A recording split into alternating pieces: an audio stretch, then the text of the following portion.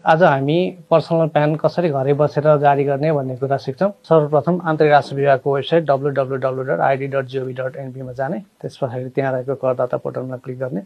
करदाता पोर्टलभित्र रजिस्ट्रेसन भनेर राखेको छौँ हामीले। रजिस्ट्रेसनभित्र एप्लिकेसन फर पिप एन्ड रजिस्ट्रेसनमा क्लिक गर्ने। अनि यहाँनिर चाहिँ हामीले के गर्छौँ भने एनआइडी छ भने एनआइडीमा भएको जुन मोबाइल नम्बर प्रविष्ट गरिएको छ एनआइडीमा त्यही मोबाइल नम्बर यहाँ राख्ने।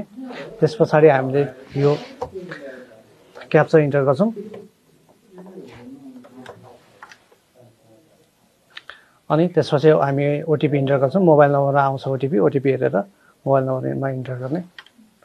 हजुर, ओटिपी इन्टर गरेर कन्टिन्यू गर्छौँ। कन्टिन्यू गरिसके पछाडि कुन अन्तर्राष्ट्रिय कार्यालय अन्तर्गत प्यान दर्ता गर्ने, त्यो प्यान दर्ता गर्ने अन्तर्राष्ट्रिय कार्यालय सेलेक्ट गर्छौँ। अहिले मैले पोखरा सेलेक्ट गरेँ। त्यस पछाडि यहाँनिर के तपाईँसँग राष्ट्रिय परिचय पत्र छ भनेर सोध्छ। यसमा चाहिँ आइदर यस अथवा नो क्लिक गर्छौँ। छैन भने हामीले नो क्लिक गरेर जाने, छ भने यस क्लिक गर्छौँ र यहाँनिर राष्ट्रिय परिचय पत्र नम्बर राख्छौँ। राखेर कन्टिन्यू प्रेस गर्छौँ।